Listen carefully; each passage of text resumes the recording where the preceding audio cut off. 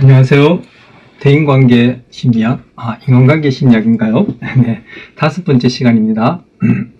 오늘은 지난 시간에 이어서 대인관계에 대한 심리학적 접근 중에 이제 2번째 성격 이론, 그 중에 이제 3번째 행동주의 이론을 살펴보려고 합니다. 이 행동주의 이론에서의 전제는 인간의 행동은 환경의 산물이다, 이렇게 전제하고 있습니다. 심리학에서 행동주의 접근, 그리고 여러분 생물심리학, 생리심리학 이런 유의 과목들 들어보셨거나 그런 제목 들어보셨습니까? 또는 우리 심리학에서 뇌와 관련해서 신경심리학 이런 것들 보시면 금방 말씀드린 행동주의적 접근법과 마찬가지로 생물학을 그 이론의 가장 근본 토대로 그렇게 삼습니다. 그래서 지금 현대 생물학에 있어서는 우리 인간을 포함한 모든 생명체, 즉 유기체들은 환경의 산물이다. 즉 달리 얘기하면은 자연 선택이라는 그런 과정을 통해서 진화된 산물이다. 진화의 산물이다. 이렇게 얘기를 합니다. 자연 선택에 대해서 좀 얘기를 드릴까요? 도움이 될까요? 자연 선택은 먼저 그 자연 선택이라는 과정은 우리는 심리적 특성, 소위 우리가 마음이라고 얘기하는 것을 비롯해서 우리 신체적 특성, 이런 것들이 다 대물림된다. 이거는 우리가 흔히 쓰는 용어일 테고, 전문적으로는 유전. 그렇죠. 부모, 즉, 수컷, 동물로 얘기하면 수컷, 암컷, 즉, 부모를 닮지 않는 새끼들은 있을 수가 없지 않습니까?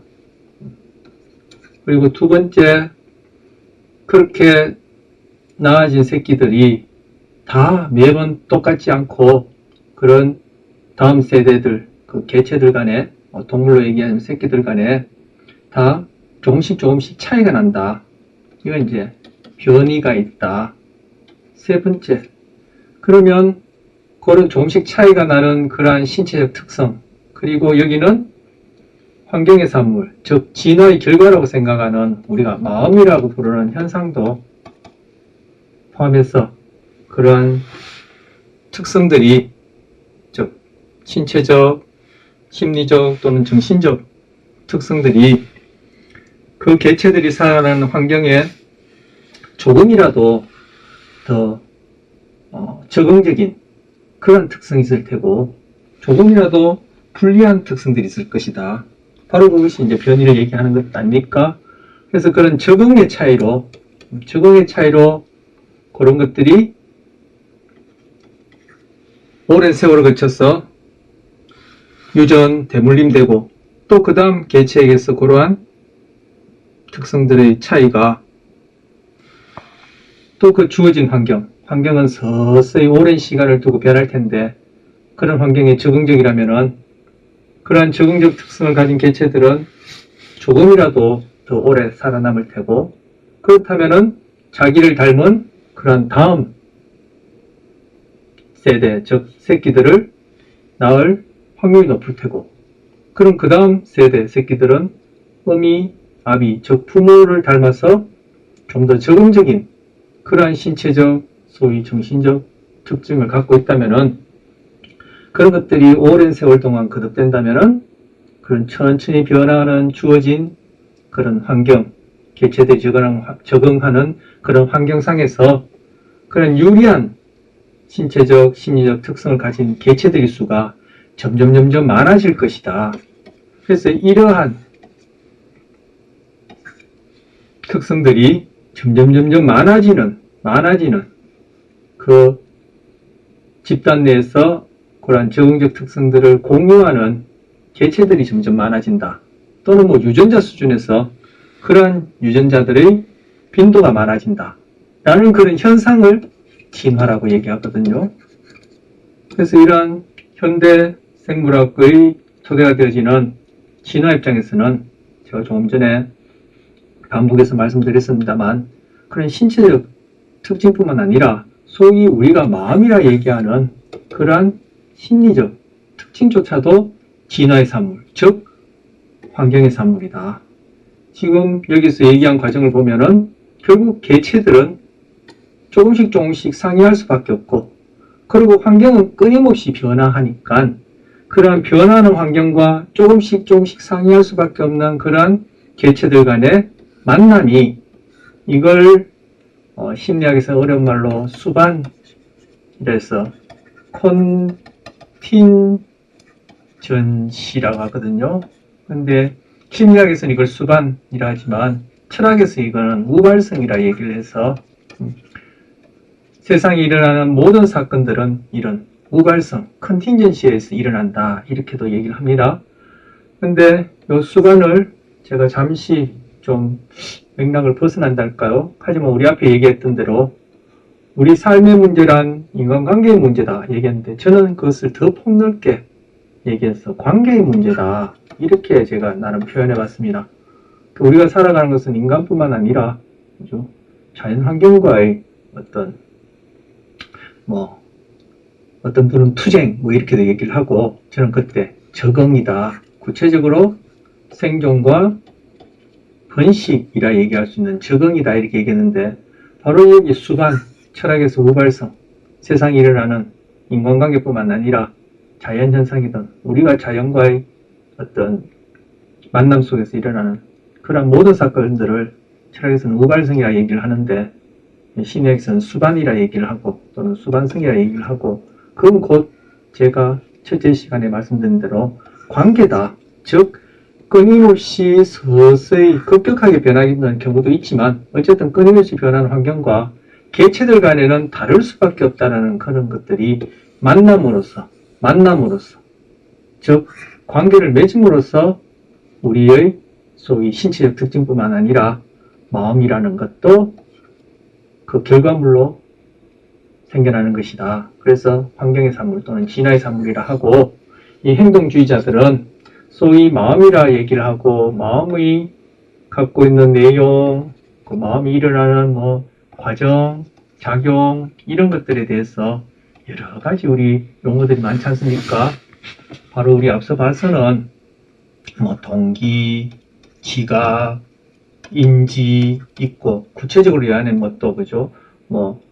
불안, 공포라는 이런 내용, 그 이외에 또 자존감, 이런 내용, 여러 가지 우리가 소위 심리적 경험이랄 그런 내용들이 이렇게 엄청나게 많고, 또 그런 것들이 일어나는 과정을 또 동기, 지각, 인지 이런 이름으로 그 과정들을 살펴보면서 또 주의 과정이 일어난다, 저장 과정이 일어난다, 부화 과정이 일어난다, 인출 과정이 일어난다, 이렇게 얘기하지 않습니까? 근데 이런 것들은 사실 우리가 만들어낸 개념 아닙니까? 이것을 어려운 말로 사회적 실제라 얘기를 하는데, 즉 제가 지금 이 시간 공간 안에 이 제 몸뚱아리가 실제하는 것처럼 그런 것이 아니라 언어를 가진 우리가 만들어낸 하나의 추상적인 개념이다. 그래서 제 몸뚱아리가 이 시간, 이 공간 안에 실제하는 것처럼 그러한 것은 아니다라고 이렇게 생각할 수 있고, 또 생각하는 그런 입장에 있는 이 행동주의자들은 실제하는, 그래서 누구나 객관적으로 관측할 수 있는, 즉 관찰하고 측정할 수 있는 그런 것을 다루어야지만이 소위 심리학은 과학이다 라고 할 때 그 과학을, 즉 입장을 유지할 수 있다. 그래서 심리학 안에서 가장 강한 과학적 입장, 즉 스트롱 사이언스를 하는데 강한 과학적 입장을 취하려고 하고 취하는 것이 행동주의이기 때문에 그 사람들은 이런, 제가 잠시 좀 치울까요? 네. 잠시 좀 치워보겠습니다.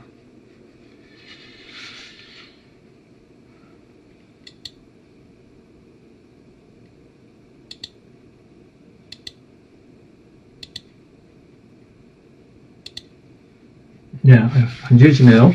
그 사람들은 이런 마음 또는 아까 제가 쭉 늙어한 이러한 개념들을 사용하지 않고 바로 우리에게서 실제하고 객관적으로 관측할 수 있는 행동을 연구하겠다.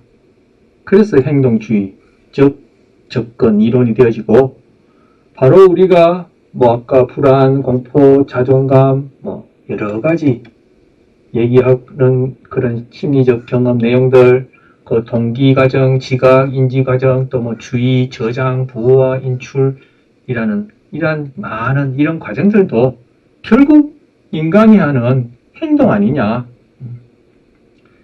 이런 것들을 우리가 객관적으로 측정할 수 있도록만 그렇게 한다면은 결국 소위 마음이다, 정신이야 하는 것도 바로 행동이라는 그러한 개념으로 우리가 다 연구할 수 있다. 이렇게 생각하는 것이 행동주의자들입니다.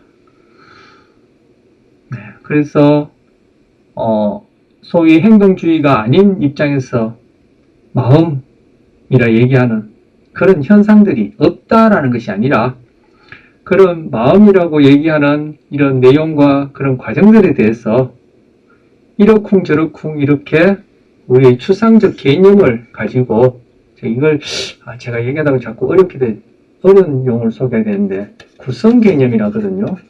이런 구성 개념을 가지고 실제 이러한 개념에 해당하는 뭔가가 실제하는 것처럼 그렇게 연구하면은 헛다리 짚는 경우가 많다. 즉 타당성이 없으니까 이러한 것들도, 그죠? 이름을 붙이고 그에 대한 어떤 실제를 찾지 말고 결국 이러한 것들도 다 인간이 하는 것이니까 이러한 것들을 객관적으로 측정할 수 있도록 그렇게 변환시켜서 우리가 연구하고, 그래서 인간이 하는 모든 것들, 제가 지금 말하고 글씨 쓰고 밥 먹고 뛰어다니고, 그죠? 얼굴 표정을 찌푸리고 던지고 도망가고 싸우고 먹고 마시고 하는 것뿐만 아니라 이런 것들도 다 동일하게 행동이라고 다시금 그렇게 개념 정의하고 행동을 연구한다면은 결국 인간에 대한 이해를 할 수 있다. 이렇게 생각하는 것이 이 사람들의 입장이어서 행동주의라고 합니다. 그러니까 여기서 행동주의 얘기하는 것은 행동주의자가 아닌 사람들이 얘기하는, 야, 너네는 인간이 행동만 있냐? 마음, 정신 이런 것도 있잖아. 할 때 그런 좁은 개념의 행동이 아닙니다. 그래서 이 사람들은 전제가 뭐냐면은 인간의 행동이란 곧 환경의 산물이다. 그렇게 얘기를 하고, 그러면 이렇게 자연 선택을 통해서 진화를 통해서 우리에게 타고날 때부터 어떤 소위 정신적 또는 심리적 특성이 있다. 그거를 이 사람들은 선천적으로 갖고 있는 우리의 지식이라 얘기할까요? 선천적 지식이고, 그런 것들 가지고 우리가 한 개체가 사는 동안에 끊임없이 또 사는 동안에 그게 7, 80년이 되었던 90년이 되었던 환경도 변할 뿐만 아니라 지금 당장의 인간관계에 있어서 계속 새로운 사람을 만나고 새로운 직장 또 만나고 헤어지고 또 학교에서 그죠? 사회조직 내에서 또 만나고 헤어지고 끊임없이 변화하는 이러한 환경, 그 안에는 인간관계도 포함되고 그죠? 물리적 또는 문화적 그러한 변화도 있을 텐데, 그런 경우에 우리가 그러면 어떻게 적응적으로 잘 살아갈 수 있느냐? 그러면 그것은 후천적으로 배워야 한다. 그러지 않으면은 우리가 선천적으로 타고난 이러한 진화를 통한 것으로는 그렇게 짧은 시간에 변하는 환경에 적응할 수 있는 우리의 그런 능력, 소위 지식이라 할 수 있는 것은 없다. 즉 진화라는 것은 아까도 말씀드렸지만 오랜 세월을 통해서 여러 세대를 거쳐서 일어나는 변화니까 한 개인이 살아가는 100년 미만, 아니 한 개인이 1000년, 만년, 10만 년, 1억 년을 산다 하더라도 아까 진화라는 것은 세대를 거듭거듭하면서, 즉 새로운 제너레이션이 생겨나면서 거기서 생기는 개체 간의 차이가 환경과 어떻게 맞느냐에 따라 일어나는 그러한 선택의 결과로 선천적 지식을 갖게 되는 것이니까 한 개인이 오래 산다, 적게 산다를 떠나서 한 개체가 살아가는 동안에 그렇게 끊임없이 변화하는 환경, 아까도 했지만 문화, 문명, 그리고 계속 새롭게 접하는 조직, 그리고 또 만났다 헤어지는 그런 인간관계라는 것이 끊임없이 변화하는 환경 속에서 우리는 어떻게 적응할 것이냐, 바로 그런 후천적 지식을 어떻게 우리는 획득하게 되느냐, 그걸 설명하는 것이 여기 나오는 여러분이 들어보셨을 만한 고전적 조건 형성 또는 고전적 조건화 또는 고전적 학습이라고 부르는 것이고, 또 조작적 조건 형성, 조작적 조건화, 조작적 학습이라고 부르는 것이고, 그리고 여기서 사회 인지 이론이라고 얘기하는, 다른 말로는 관찰학습 또는 대리학습이라고 부르는 이런 것들에 의해서 이런 후천적 지식을 갖추게 된다 라고 생각하고, 이렇게 생겨난 우리의 모든 행동을 다 총합한 것이 바로 성격이다, 이렇게 얘기를 하는 겁니다.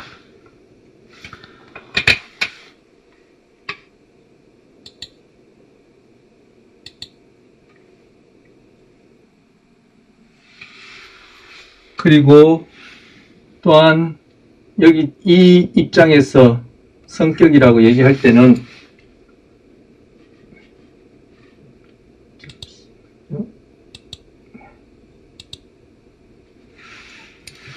성격이라고 얘기할 때는 펜이 왜 안 써지죠? 제가 이걸 해야 되는데 아직 익숙하지 못했어. 자, 성격이라고 얘기한 것은 곧 달리 말해서 이러한 학습에 의해서 이루어지는 습관이다, 이렇게 얘기를 하고, 자, 뜬금없이 제가 여러분께 좀 질문을 해보죠. 저도 그런 질문 받았을 때 굉장히 인상적이었는데, 여러분 예수가 기독교인입니까? 자, 고타마 시탈타, 즉 우리가 부처님이라 부르는 그분이 불교인입니까? 두 분 다 기독교인이나 불교, 즉 종교인이 아니죠.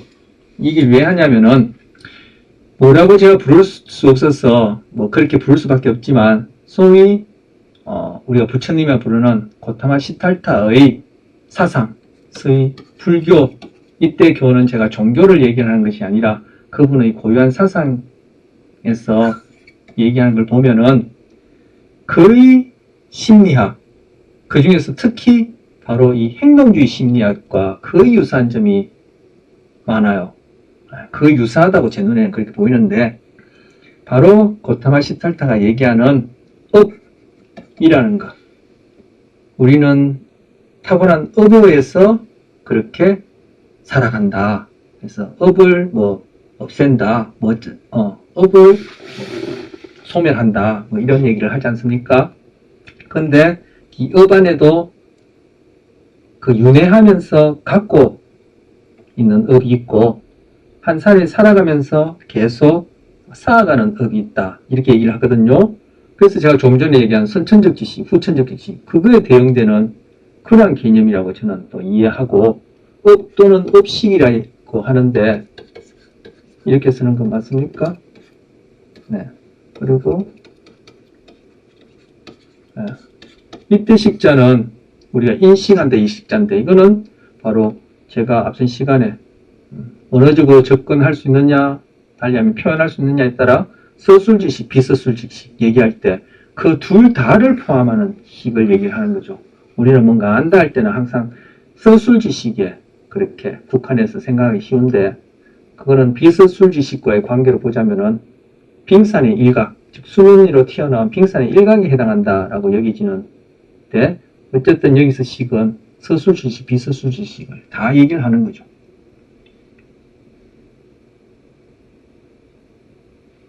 네, 바로 이 업식이 이 습관이에요.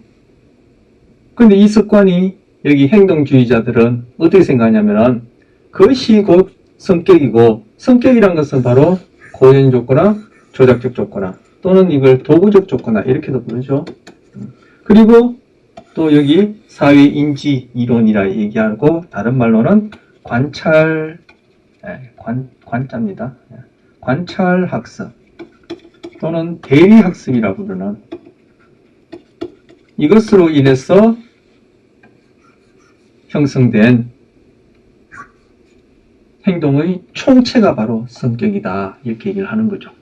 물론 타고난, 우리 뒤에서 보겠습니다만 기질이라 얘기를 하는 타고난 그런 것도 포함되죠. 이런 것들이 조금 전에 제가 진화를 얘기를 하면서 선천적인 지식, 그렇게 표현한 것에 대응되는 것이라 그렇게 생각할 수 있습니다. 자, 그래서 여기서 성격이란 태어난, 성장하면서 고전적 조건 형성, 조작적 조건 형성으로 학습된 모든 행동의 총합이다, 이렇게 얘기를 하고 있습니다. 자,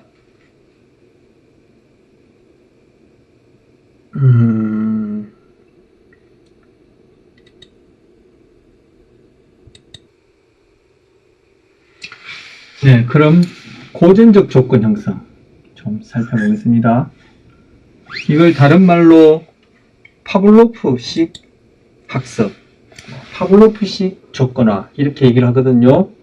왜냐하면은 파블로프가 이것을 처음 발견했기 때문에 그렇게 이름을 붙입니다. 여러분 파블로프식 학습 이미 들어본 사람은 들어보신 분은 잘 아실 텐데 구석에다 써보죠. 파블로프가 의사, 그러니까 환자를 보는 의사가 아니라 이제 연구를 하는 의사였어요.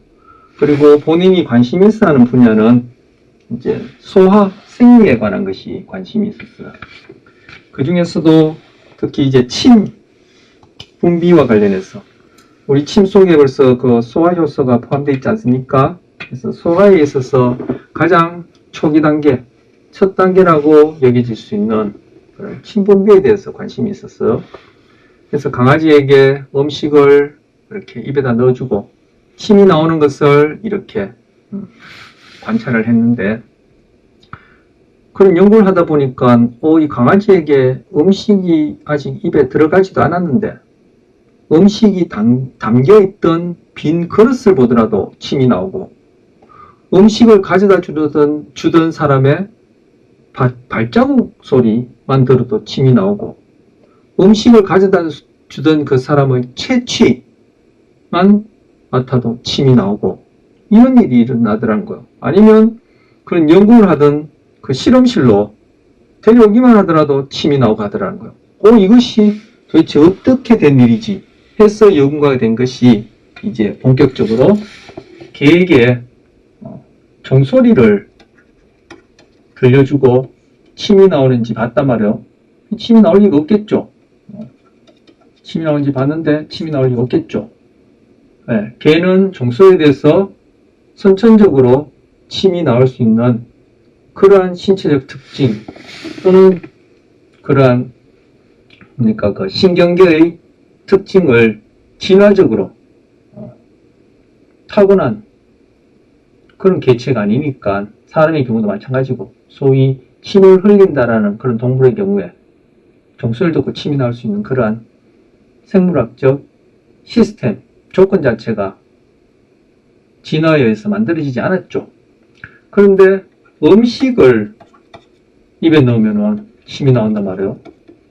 이건 배우지 않더라도 저도 그렇고 여러분도 그렇고 1000년 전, 만년 전, 10만 년 전, 앞으로 100년, 200년, 300년, 500년, 그 1000년 이후까지 인간이 있을지 모르겠지만 어떤 유명한 교수님, 국내에 계신 분, 뭐 이름만 되면 여러분이 아실 만한 그분은 2025년이 되면은 인류의 그런 종말.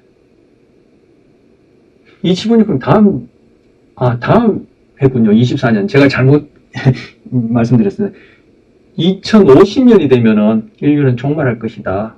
뭐 이렇게 종말이 아니라 멸종이죠. 인간이 한 종이 없어지는 거니까 멸종할 것이다 하는데 어쨌든 앞으로 올 그러한 사람의 경우에도 그렇고 개나 소나 돼지나 이렇게 침을 흘릴 수 있는 그런 녀석들은 음식이 입에 들어가면은 침은 자동적으로 나올 수밖에 없죠.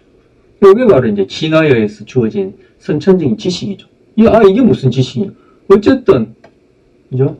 이거는 비서술 지식으로서 또는 비서술 기억으로서 우리의 생물학적 시스템 내에 저장되어 있는 기억이자 지식 아닙니까? 그래서 제가 아까 선천적 지식, 후천적 지식이란 말을 그렇게 넣었는데 기억이라고 대체해도 되겠죠. 그래서 음식에 대해서 침을 흘리는 것은 배우지 않더라도 선천적으로 자연 선택을 통한 진화 과정에 의해서 우리의 신체의 특징으로 갖고 있는 그러한 행동이니까 이때 침 흘리는 것은 무조건 반응. 이때 조건이란 뜻이 바로 이렇게 후천적으로 뭔가 배웠느냐. 그런, 달리 하면 학습이라는 개념이 들어있는 단어요. 그러면 이때 무조건 반응, 침 흘리기를 일으키는 음식은 무조건 자극. 배우지 않더라도 선천적으로 침을 흘리게 할 수 있는 그런 행동을 일으킬 수 있는 자극이니까 무조건 반응에 대한 무조건 자극. 그래서 요거는 US, Unconditional Stimulus에서 US. 좀 적어볼까요? Unconditional Stimulus에서 US. 무조건 반응은 Unconditional Response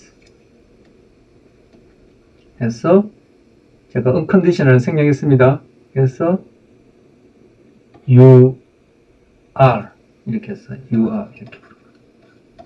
그런데 음식 줄 때마다 이 종소리를 들려준 거야. 음식 줄 때마다 종소리를 좀 들려준 거야. 즉 음식과 종소리를 수반시켰다. 제가 아까 수반, 컨틴전시 말씀드렸죠. 즉 관계. 이렇게도 표현할 수 있을 텐데 여기서는 전문적으로 이제 심리학에서 수반이라 합니다. 수반시켰다. 이런 것들 여러 번 그 강아지가 경험하고 나니까 나중에 종소리만 듣고도 침을 흘리더라. 즉 침을 흘리지 않던 종소리에 대해서 침을 흘리지 않던 녀석이 이러한 종소리와 음식이 수반되어지는 것을 후천적으로 경험하고 나니까 이 종소리에 대해서 침을 흘리는 새로운 행동이 생겨나더라. 즉 학습이다. 조건하다. 조건 형성되었다. 후천적 지식을 갖게 되었다. 종소리에 대해서 침을 흘리는 또는 종소리에 대해서 침을 흘리는 소위 기억이라고 얘기하는 그런 현상이 일어났다. 그러면 이 종소리는 조건, 즉 학습이라는 의미가 있으니까 오늘 조건 자극에서 Conditional Stimulus에서 CS라고 합니다. 그때 나오는 이 침은 Conditional Response에서 CR이라고 하고 그래서 이 UR과 CR은 유사하다. 그렇게 되어지는 것이 바로 고전적 조건 형성이야. 즉 여기서 핵심은 US와 CS가 수반되는 것, 이것이 핵심이죠. 그래서 제가 아까 관계 이렇게 말씀드렸고 만남 이렇게도 얘기했는데 자 이게 왜 중요하냐. 바로 우리가 정서는 크게 싫다 좋다 쾌 불쾌로 나눌 수 있죠. 생각해보면 누구나 알 수 있는 것인데 저는 이 쾌 불쾌라는 것이 철학에서 처음으로 언급한 사람이 스피노자라는 사람이다 라고 그렇게 알고 있었는데 이 스피노자만 하더라도 18세기 사람 아닙니까? 1700년 데카르트보다 한 30년 정도 한 세대 정도 뒤 사람이라고 저는 그렇게 외우고 있는데 그런데 이 사람보다도 거의 2300년 전 더 앞서서 누구? 바로 아까 얘기한 고타마 시달타라는 분이 정서는 쾌와 불쾌다. 이렇게 크게 나눌 수 있다 했어요. 그 쾌 안에는 우리가 행복, 기쁨, 우정, 사랑 뭐 얘기할 때도 불쾌할 때는 뭐 공포, 불안, 아까 말씀드린 혐오 뭐 여러 가지를 얘기할 수 있겠죠. 그런 것들이 결국은 우리 마음에 경험하는 내용 아닙니까? 근데 그것이 이제 정서고, 이 정서를 바탕으로 우리는 감정을 의식적으로 경험할 수 있다 해서 정서와 감정을 그렇게 구분하는데, 고타마 시달타 같은 경우에 이 정서라는 용어는 쓰지 않았죠. 그건 뭐라고 했느냐? 수. 여러분 뭐 색수상 행식 해서 오온 뭐 이런 말 들어보신 분도 계실 테고, 그때 이 수. 그리고 12연기 얘기할 때 고타마 시달타의 사상을 한마디로 얘기하면 연기설, 모든 것들이 연결되어서, 즉 수반되어서 그렇게 일어났다가 사라지는 그러한 현상이다. 우리 인간 존재뿐만 아니라 인간관계도 그렇게 얘기할 수 있겠죠. 그래서 이 12연기 중에 또 나오는 것이 수. 이게 바로 여기 정서에 대응되어지는 그런 개념이라고 생각할 수 있습니다. 그래서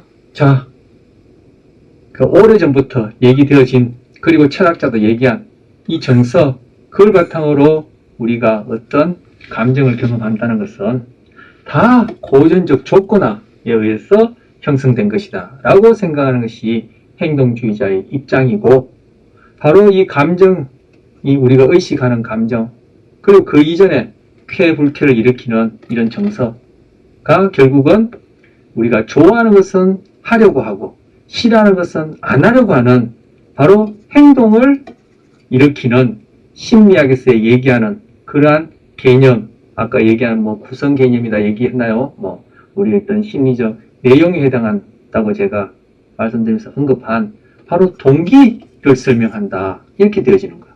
그래서 정서를 바탕으로 해서 쾌, 불쾌, 그걸 통해서 우리가 의식할 수 있는 감정을 만드는 것은 고전적 조건 형성으로 이 사람들은 설명을 하고, 바로 그런 것들이 결국은 우리가 좋아하는 것은 자꾸 하려고 하고 싫어하는 것은 안 하려고 하는 우리의 모든 행동이라는 것이 결국은 그 둘로 나뉘는 거죠. 그런 행동을 일으키는 어떤 개념, 쉽지 않다기보다는 개념으로서 행동의 원동력 또는 행동의 원인을 얘기하는 동기와 또 이것이 이렇게 시간적으로, 아니면 아까 수반이라는 말을 얘기하자면 수반되어서 일어나게 된단 말이야. 그래서 이 동기 부분은 또 여기 조작적 조건 형성으로 또 그렇게 설명할 수 있는데, 바로 여기까지 우리가 살면서 쾌, 불쾌와 관련된 것을 어떻게 후천적으로 획득하게 되느냐, 그다음 소위 암 지식이라는 것은 가지게 되느냐, 이걸 설명하는 것이 바로 고전적 조건 형성이에요. 자,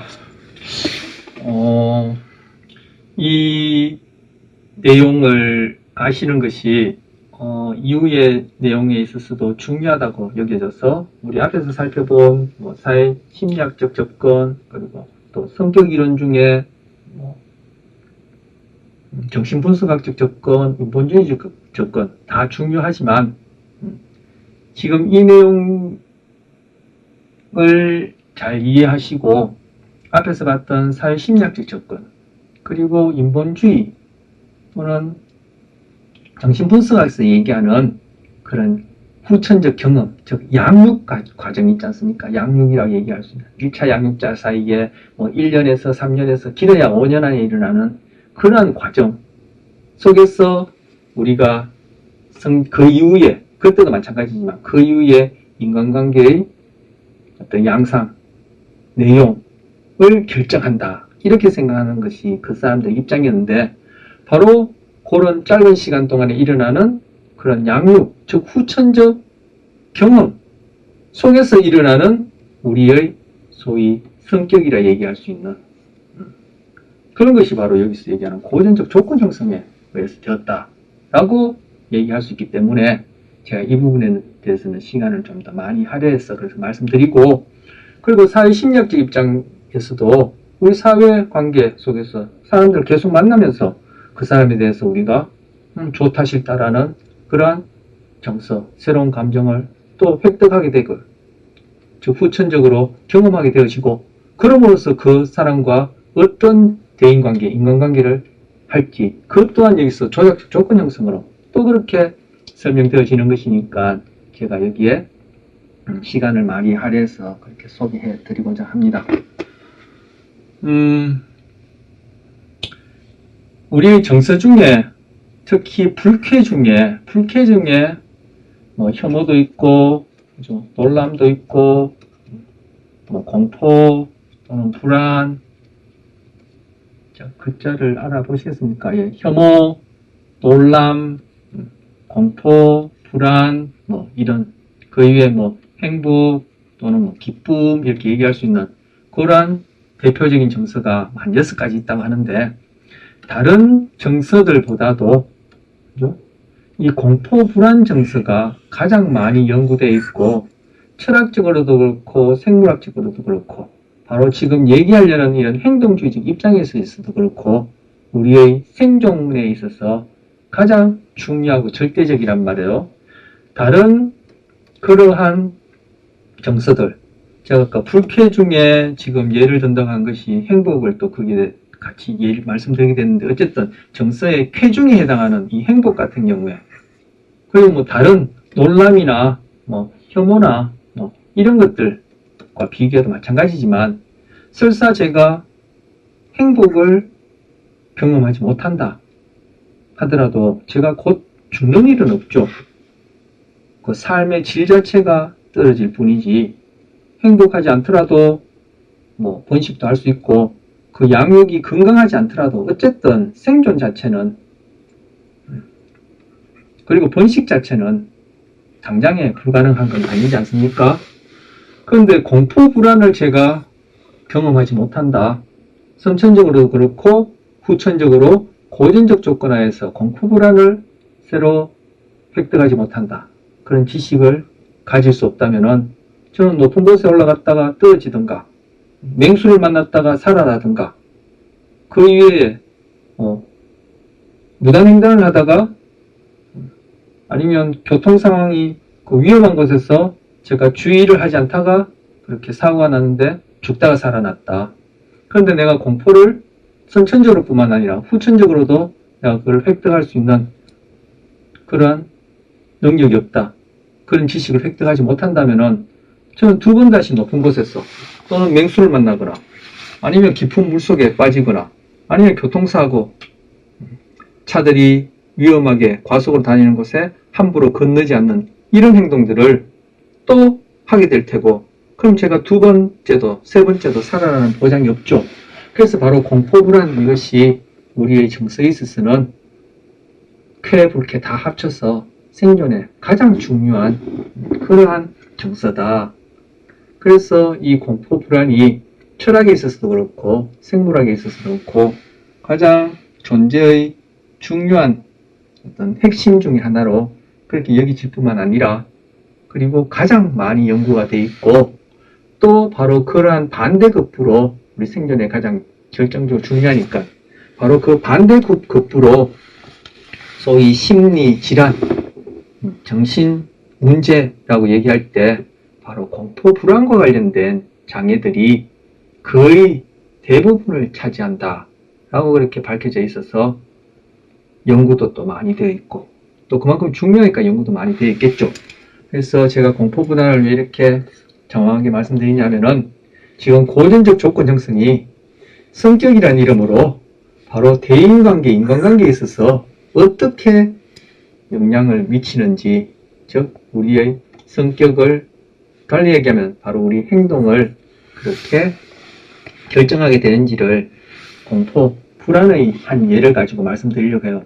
혐오니 놀람이니 행복이니 이런 것도 다 바로 정서는 고전적 조건 형성으로 제가 말씀드릴 수 있다 라고 했는데, 다 말씀드릴 수는 없고 지금 공포 예를 하나 말씀드리는 거요. 공포 불안 자체가 그만큼 중차대한 그러한 정서이기 때문에. 자, 알버트라는 꼬마 녀석한테 실제로 있었던 사례인데 큰 소리를 들려줬어요. 큰 소리에 대해서는 알버트라는 꼬마뿐만 아니라 여러분이나 저도 다른 동물들도 큰 소리를 들으면 두려워하게 돼요. 이제 UR에 해당하죠. 근데 이 큰 소리가 있을 때 알버트에게 흰 쥐를 보여줬단 말이에요. 여러분이나 저는 쥐를 싫어하죠. 어떻게 싫어하게 됐죠? 우리 원래부터 쥐를 싫어하잖아. 아니요. 우리가 원래부터 싫어하는, 즉 두려워하는 것들은 한 서너 가지밖에 안 돼요. 근데 우리가 지금 두려워하고 달려면 공포 불안을 느끼는 것들은 많이 있을 수 있죠. 왜 그렇게 많으냐? 그 바로 우리가 부지불식간에, 즉 앞서 얘기한 비스술 지식으로 갖고 있는 거예요. 어떻게? 바로 여기 고전적 조건 형성을 통해서. 그래서 이 알버트라는 꼬마 녀석도 돌이 채 안 된 이 꼬마 녀석도 흰쥐에 대해서는 처음에는 아무런 반응이 없었어요. 즉 두려워하는 반응이 없었어요. 그런데 큰 소리와 흰쥐를 수반시키니까, 즉 큰 소리와 흰쥐를 같이 경험하고 나니까 나중에는 흰쥐만 보더라도, 큰 소리 없이 흰쥐만 보더라도 두려워하더라는 거예요. 즉 CSCR이 되어지죠.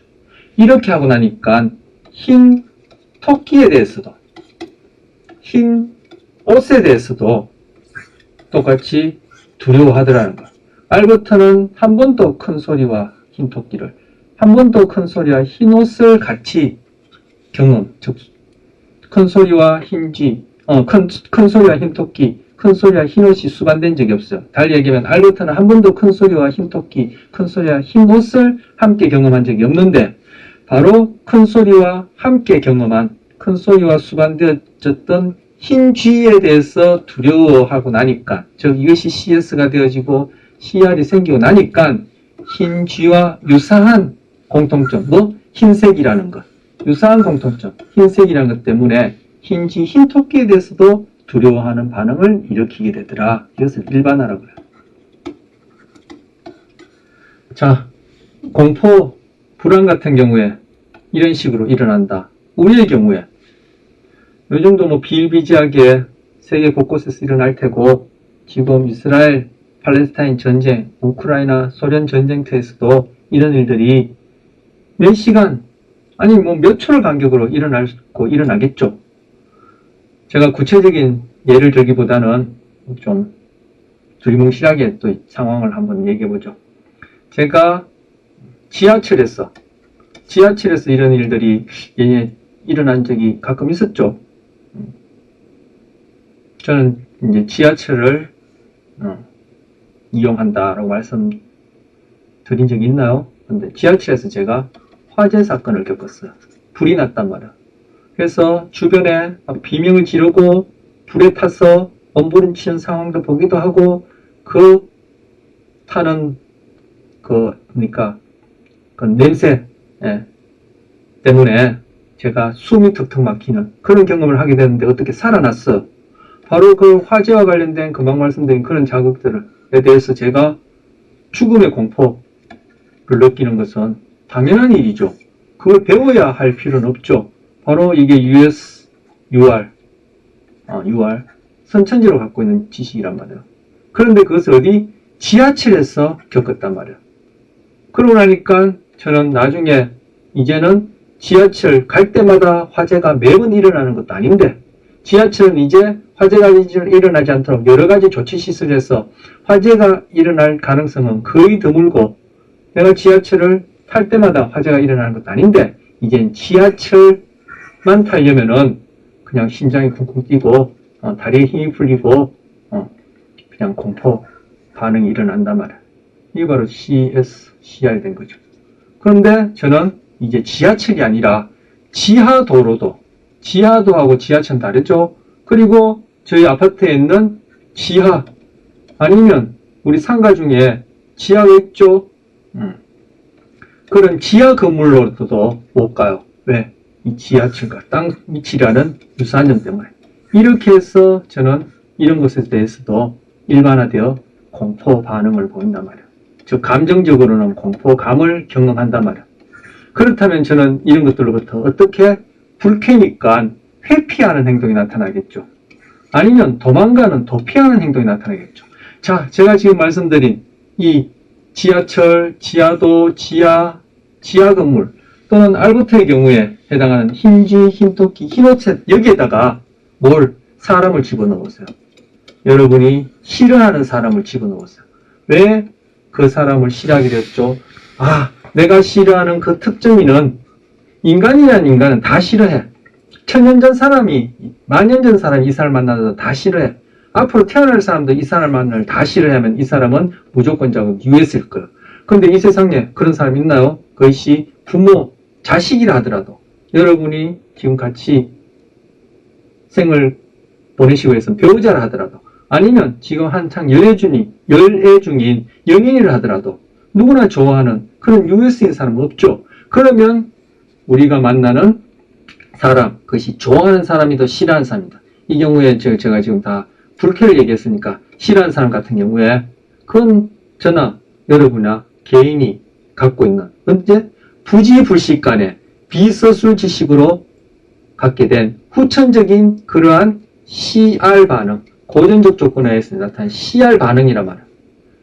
바로 그 반응을 토대로 내가 그 사람에 대해서 싫어하는 감정도 느낄 뿐만 아니라 금방 지하철, 지하도, 그리고 흰쥐, 흰토끼, 흰옷과 관련해서 고연 조건화 일반화 얘기했듯이 나는 그 사람을 싫어하니까 몸에 일어나는 반응도 그렇고 내가 자각하게 되어지는 의식적 내용, 즉 감정도 그렇고 싫어하니까 그 사람을 안 만나려고 하겠죠. 그것이 바로 우리 대인관계에 있어서 그러니까 헤어지는 거잖아요. 그리고 그 사람과 갈등하고 미워하고 증오하는 거잖아요. 그러니까 만나는 것도 헤어지는 것도 다 고전적 조건, 화해에서 일어난 우리의 정서, 그리고 그 정서로 인해서 이후에 일어나게 될 행동이 즉 조작적 조건 형성으로 좀 이따 볼 텐데 그런 행동이 만들어낸 결과가 만났다 헤어졌다 그리고 우리 주변에서 일어나는 죽이기도 하고 너 아니면 못 산다 라고 그렇게 서로 그죠?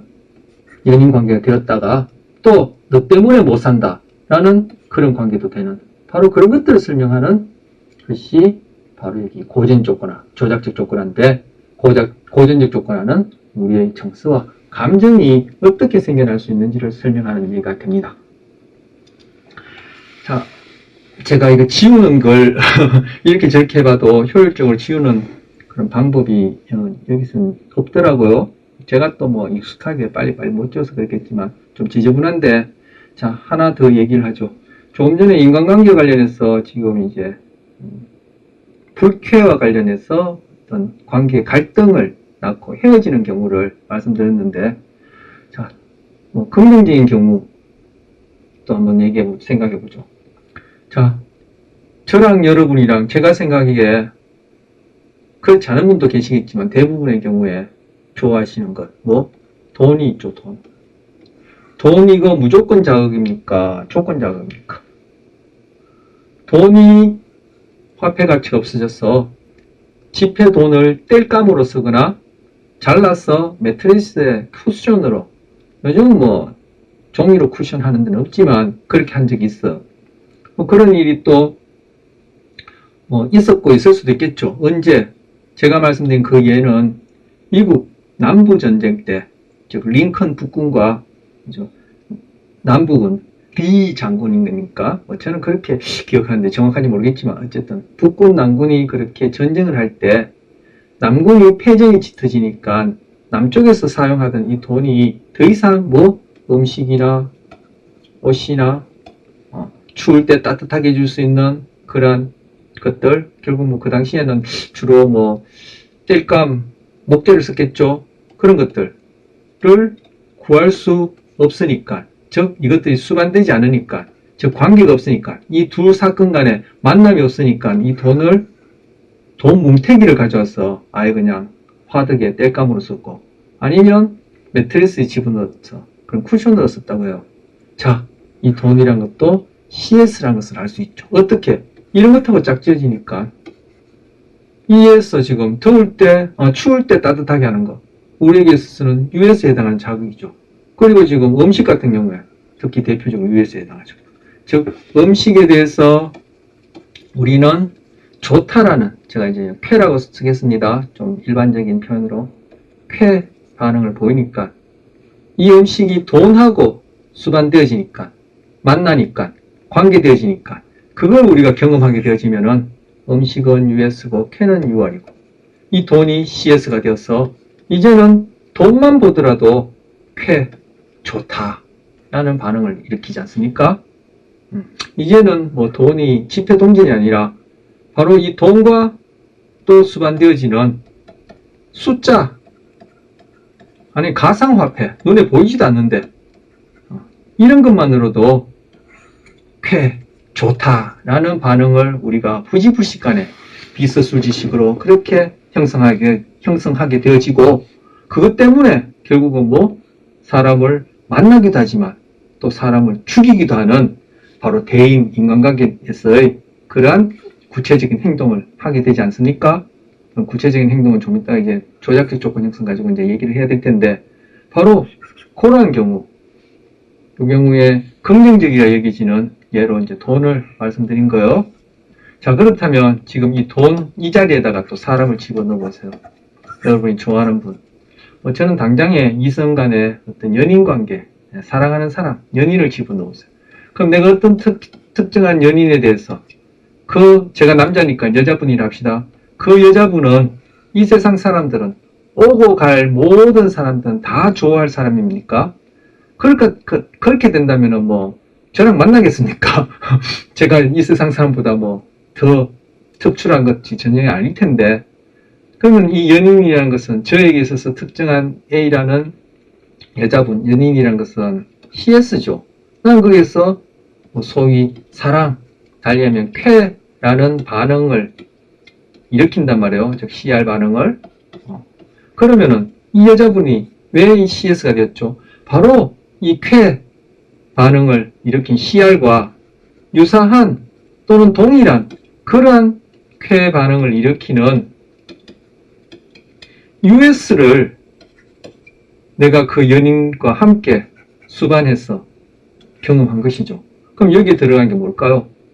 결국 뭐 그 연인을 만나면 뭐 맛있는 음식을 사주기도 하고 같이 먹기도 하고, 또 만나면 즐겁게 하하하하 웃으면서 호호 웃으면서 영화도 보고, 놀이터에서 또 놀이공원에서 놀기도 하고, 이러한 선천적으로 배우지 않더라도 나에게 쾌 반응을 일으킬 수 있는 그러한 여러 가지 경험을 이 연인과 하게 됨으로써 그 연인이 좋아져서, 그래서 계속 만나다가 결혼까지 하게 되어지는 이런 행동들을 바로 대인관계, 인간관계에 생기는 것이고, 그 연인과 너 없으면 못 산다 했지만 너 때문에 못 산다. 그렇게 될 때는 이 자리에 뭐가 들어가겠습니까? 즉, 너 때문에 못 산다 할 때는 그 여인에 대해서 사랑이 아니라 이제 증오, 미움이 생긴다. 이렇게 볼 수 있겠죠? 이게 CR로서. 자, 이 대신 제가 지우지 못해서 여기다 쓰겠습니다. 그러면은 왜 이런 CR이 생겼느냐? 바로 내가 미움, 증오에 해당하는 UR. 자, UR. 그것을 일으키는 무조건 자극에 대한 US를 내가 이 연인과 자꾸 경험하게 되어지면은 이제 연인이 아니라 헤어져야 할 그런 대상이 되어지는 거죠. 그게 바로 대인관계, 인간관계에 있어서 갈등과 싸움과 뭐 이별, 극단적으로는 뭐 있죠? 폭행이나 살인 이런 것들로 나타나게 되는 거죠. 만날 때마다 잔소리하고, 예전에는 이쁘다 하더니 이제 밉다 그러고 잔소리하고, 또 뭐 언쟁하다가 폭언이나 폭행을 가하기도 하고, 예전에 맛있는 걸 사주고 해주더니만 이제는 사주고 해주기는 그냥 쫄쫄 굶기기도 하고, 뭐 이렇게 된다면은 그만 말씀드린 이런 식의 일이 일어날 수 있겠죠? 아니요, 일어나죠. 우리 삶이 결국은 제가 예를 이렇게 단순하게 드렸지만 다 이런 식으로 만나고 헤어지는 것 아닙니까? 그래서 바로 이 고전적 조건하에서 얘기하는 경구랄까요? 그 중에 하나가 제가 지금 사랑 얘기가 나와서 말씀드리면 불완전한 사랑은 반드시 증오를 낳는다. 이런 말이 있어요. 바로 고전적 조건하에서 우리에게 그러한 정서를 형성하게 되고 부지부식간의 비서수지식으로 그것이 우리의 다음 행동을 대부분의 경우에 결정하게 된다. 그것이 바로 인간관계에 있어서 행동주의적 입장에서 얘기하는 고전적 조건화이다. 그래서 우리가 쾌가 되어지든 불쾌가 되어지든 지금 불쾌의 예를 제가 증오, 쾌의 대상을 사랑 해서 완전한 사랑이 아니면 반드시 증오를 낳는다. 즉, 저 같은 사람, 즉 완전한 사랑을 하지 못한 저 같은 사람이 누군가를 사랑한다 할 때는 그때부터 증오를 함께 이제 사랑하는 만큼 증오를 계속 쌓아나가는 거죠. 그러다 언젠가는 이렇게 고전 조건화에서 사랑이었던 것이 이제 증오가 된다. 이렇게 얘기를 할 수 있고, 제가 아까 수 얘기하면서 고타마 시달타, 우리가 부처님이라 부르는 그분이 얘기한 바로 우리의 삶은 고다 얘기할 때 이 고통, 고가 불쾌만 얘기하는 것이 아니라 쾌도 고다. 왜? 쾌에는 반드시 불쾌가 따라오니까 중생들에게 있어서는 반드시 이런 식으로 따라오니까 바로 우리는 즐거움도 고다라고 얘기를 하고 우리의 삶은 고다 얘기할 때는 바로 이 둘을 다 포함하는 것이라고 그렇게 얘기를 합니다. 그래서 제가 아까 불교 사상이라고 얘기할까요? 그것이 이런 행동주의에서 얘기하는 고전 조건화, 조작적 조건화과 유사한 점이 굉장히 많다라고 그렇게 아까 말씀드린 겁니다.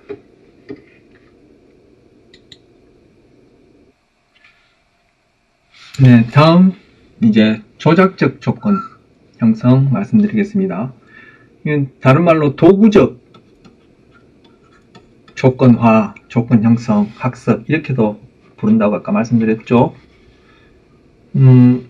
고전적 조건화는 이제 파블로프가 처음으로 소개했는데 조작적, 도구적 조건 형성 조건화에는 처음으로 소개한 사람은 아니지만 가장 유명한 사람이 스키너라는 사람이거든요.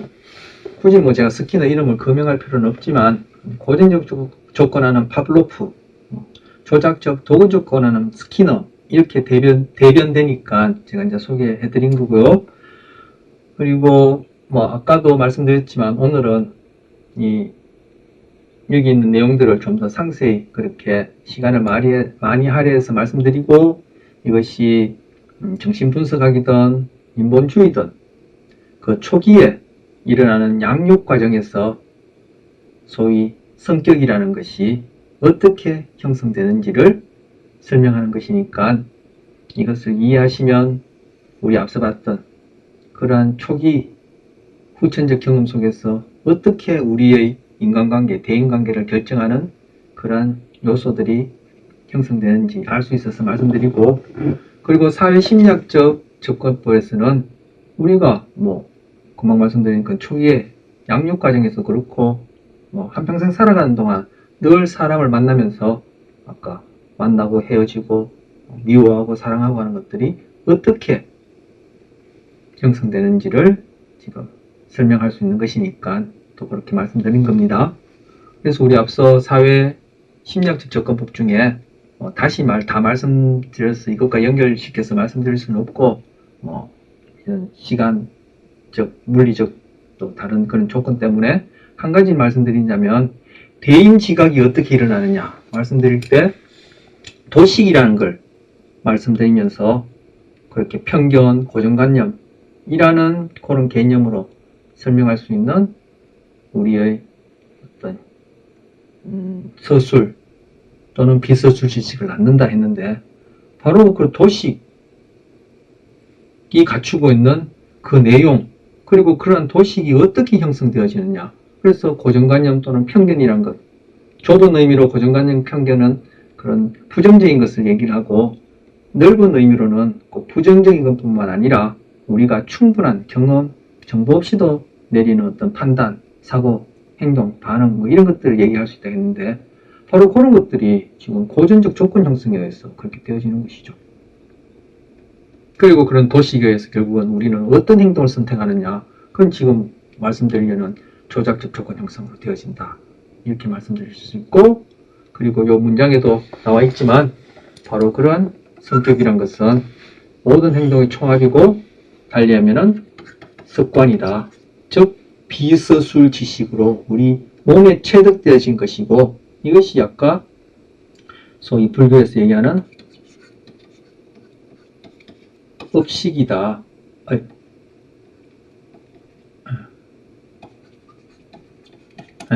그렇게 말씀드릴 수 있다고. 상응한다, 뭐, 그렇게 표현하면 되겠죠. 왜냐하면은, 뭐, 그런 이론 자체가, 공통점, 유사점이 있지만, 같은 이론에서 출발한 게 아니니까 제가 상응한다, 이렇게 아까 표시한 겁니다. 자, 조작적 조건 형성, 도구적 조건 형성, 이제 살펴보죠.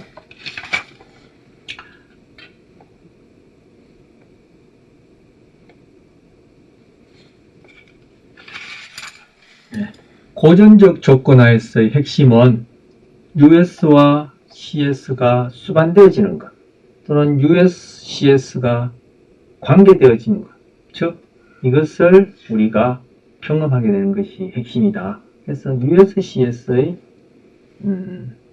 수반, 이게 핵심이에요. 그러면 조작적, 도구적 조건 형성은 뭐냐면은 우리는 행동을 한다. 행동이라는 개념은 제가 오늘 첫 시간에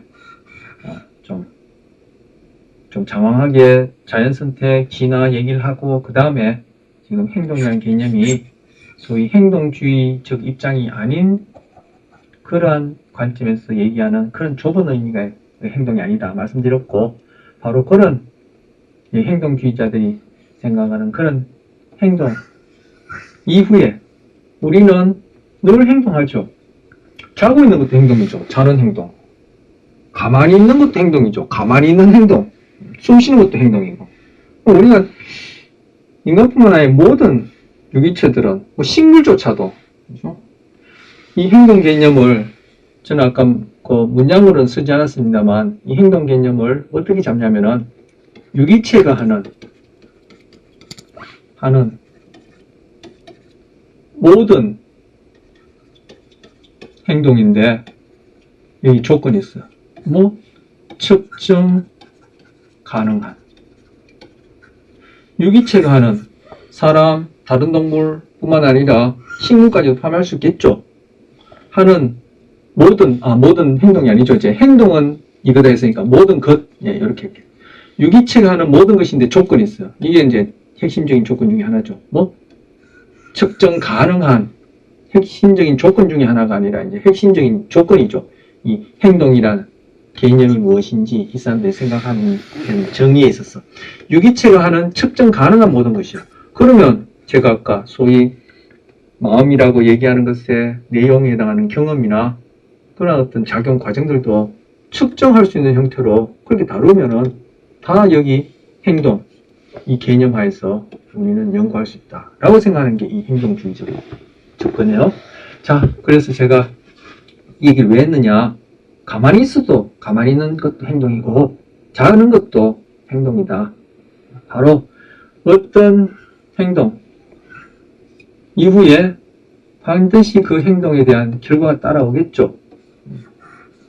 난 가만히 있었는데 그것도 행동이라는데 가만히 있었다면 뭐 아무 결과도 없던데, 그거는 우리가 거시적인 아니면 우리의 인식의 한계로 우리 소위 서술지식, 언어적으로 접근하는 것만 의식할 수 있기 때문에 그러한 좁은 뭐랄까요, 뭐 범위에서 좁은 어떤 그런 틀, 관점 하에서 보니까 아무런 일도 안 일어나던데 생각하지만 그렇지 않죠.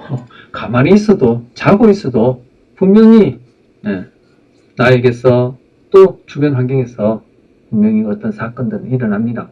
그래서 행동 이후에 일어나는 어떤 결과가 그 행동을 다음에 또 하게 한다. 제가 화살표 이건 저 나름대로 표현하는 겁니다. 또 하게 한다. 이러면은 바로 그러한 경우를 강화라 부르자. 이렇게 얘기를 하고, 어떤 행동 이후에 그 결과가 그 행동을 다음에 안 하게 하거나 덜 하게 한다. 즉 감소시킨다. 빈도나 강도를. 그러면 처벌이다. 이렇게 부르는 거야.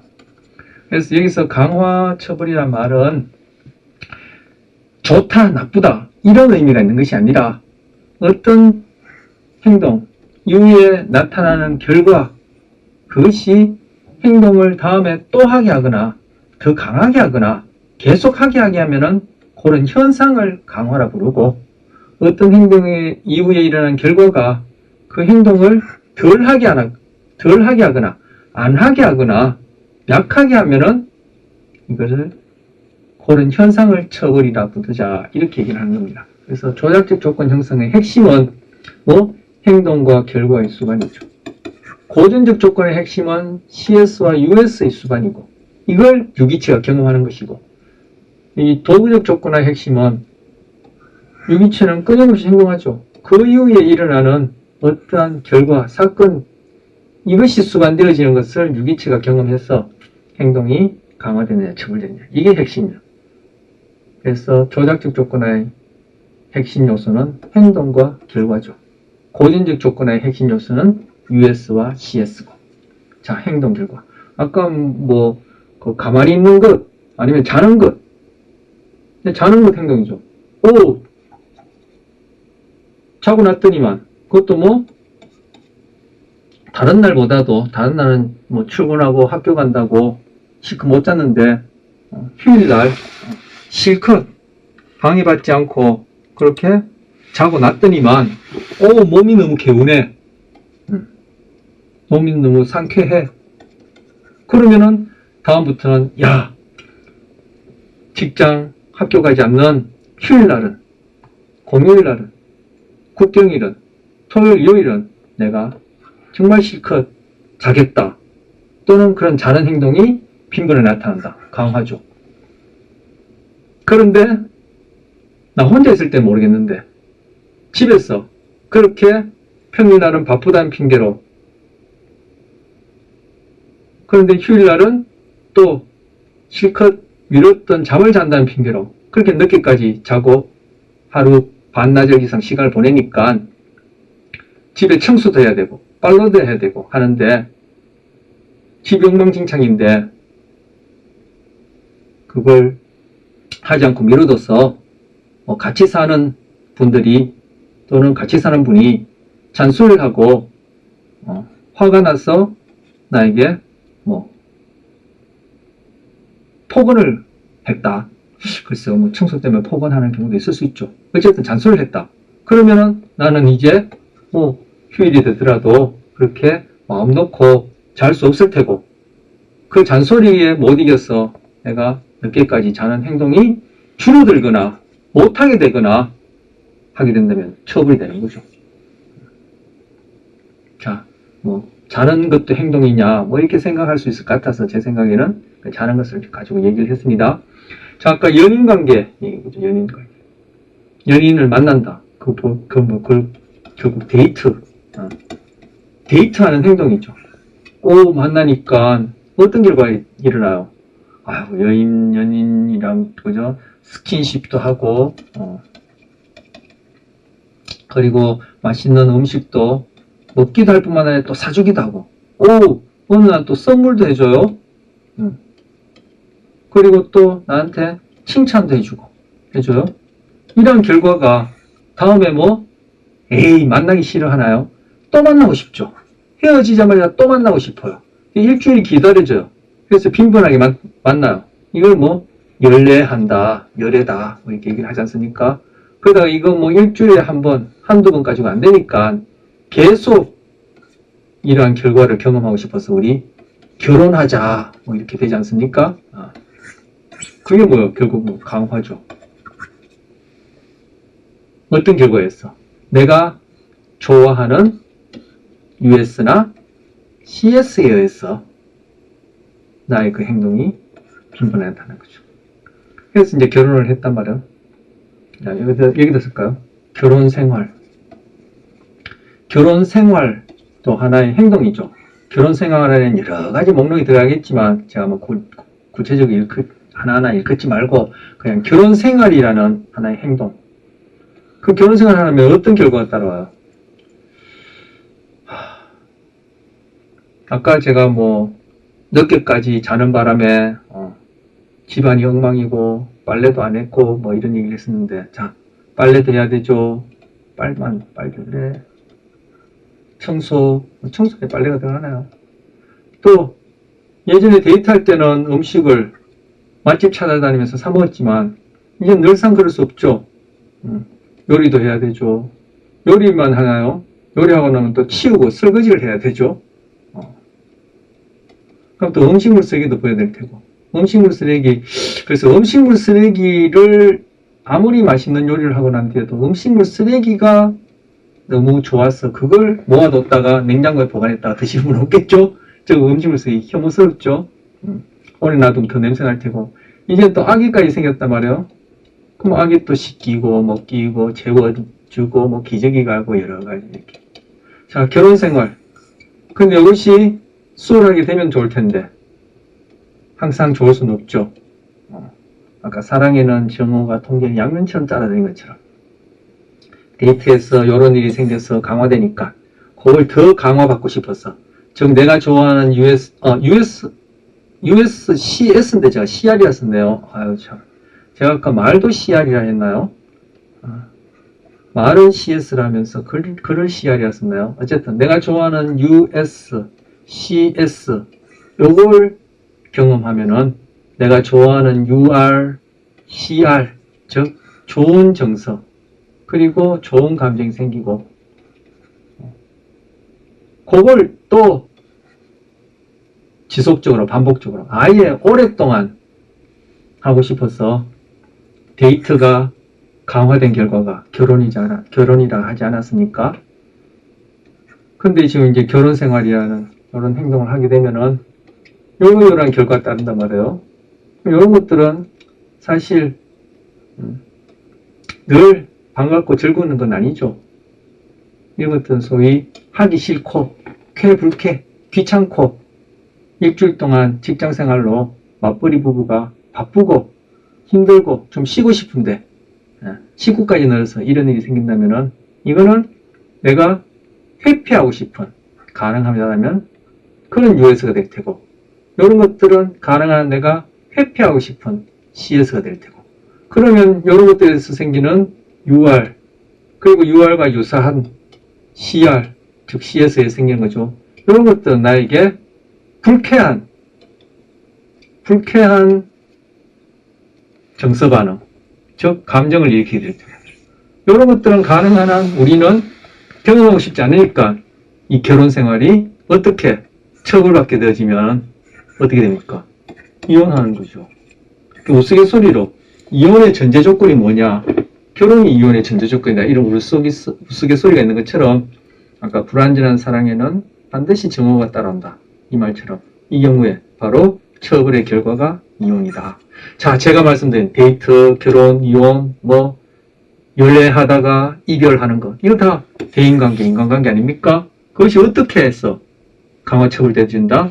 조작적 조건 형성에 의해서 강화처벌이라는 현상이 일어나고, 그것이 바로 여기서 주어지는 결과에 해당하는 그러한 자극들은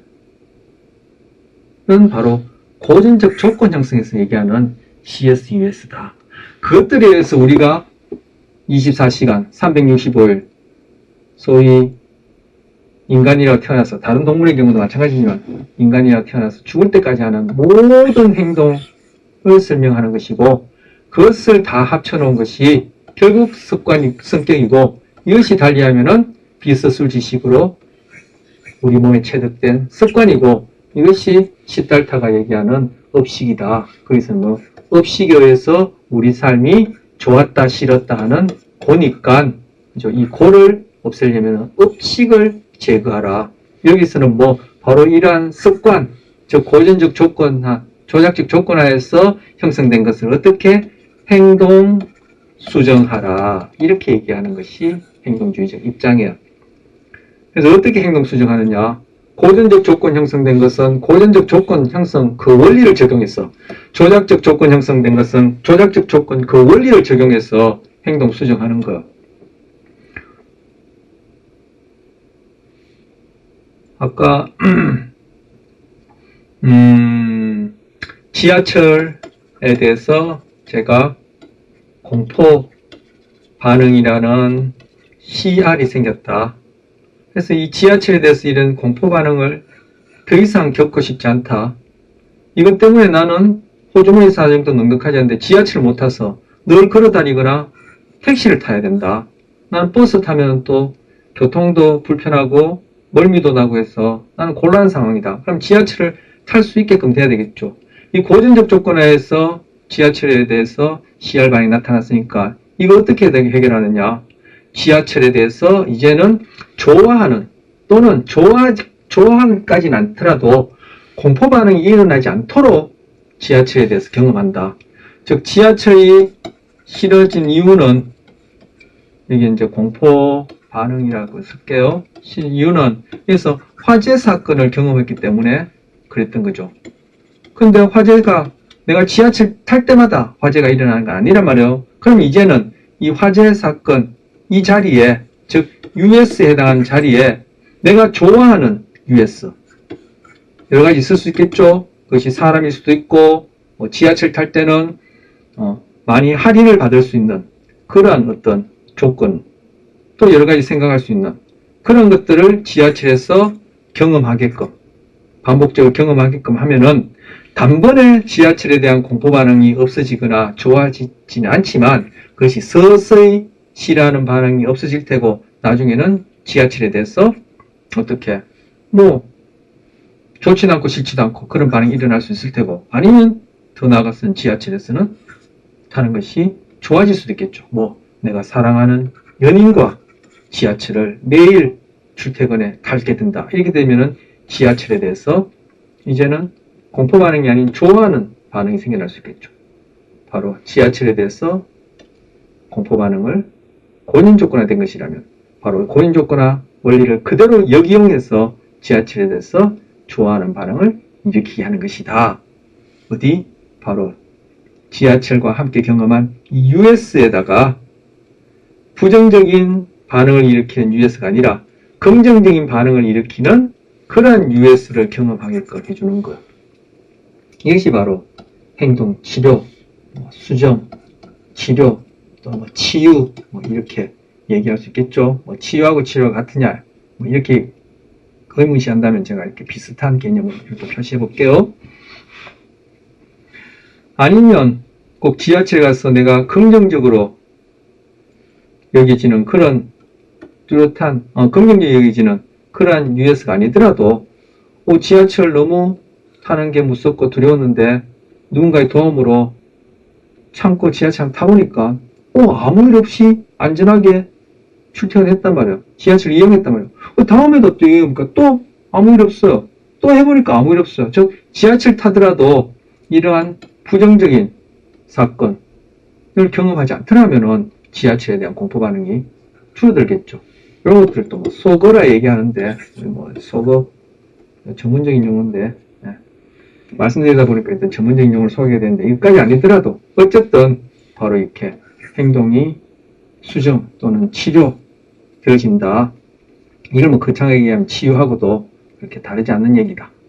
바로 이런 과정이 지금 업식을 소멸한다 하는 거기에 그대로 제가 보기에는 적용이 돼요. 달리하면은 이 얘기가 행동주의자들이 이런 시달타의 이론을 염두에 두고 연구한 건 아니겠죠. 근데 그렇게 제가 보기에는 거의 대동소이하게 그렇게 업식을 소멸하는 이 업식이 우리 삶에 고를 일으킨 것을 그렇게 바꾸는 치유하는 방법이 금방 말씀드린 이런 식으로 되어져요. 그리고 좀 조약적 조건 형성과 관련해서 또 어떻게 우리의 대인관계에 생기는 문제를 해결하느냐.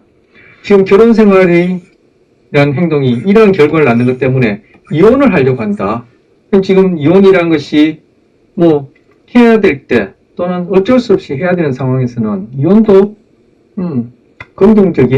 적응적인 행동이 될 수 있겠지만 이게 누가 보더라도 그리고 본인은 자각하지 못하지만 곰곰이 따져보면은 이혼보다는 지금 결혼 생활이 적응적인 인간관계, 대인관계를 위한 행동이다 여기신다면은 결혼 생활에 이러한 내가 싫어하는 US나 싫어하는 CS가 따라오는 횟수는 가능한 한 줄일 수 있도록 누군가의 도움을 받거나 아니면 시스템적으로 그런 걸 구조적으로 또는 사회적으로 그런 것들을 마련해줘서 이런 것들은 가능한 적게 경험하게 하고 아까 긍정적이라 얘기해주는 그런 US와 CS를 가능한 한 빈번하게 경험하게 하면은 이혼을 하지 않고 결혼 생활을 유지하겠죠. 왜? 결혼하느냐, 이혼하느냐. 그 중에 결혼이 가져다주는 결과, 이혼이 가져다주는 결과, 그 사이에 어떤 결과가 나한테 더 이익이냐. 그거에 따라 이쪽이 더 이익이라고 주관적으로 경험되어지면은 결혼 생활 유지할 테고, 이쪽이 더 이익이라고 주관적으로 또 객관적으로 그렇게 판단되어지면 이혼을 하겠죠.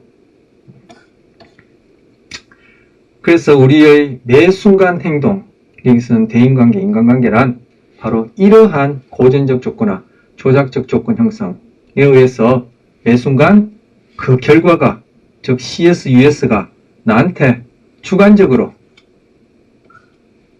유리하냐, 불리하냐에 의해서 일어나는 선택 과정이다 라고 얘기를 할 수 있죠. 자, 시간이 많이 되었습니다.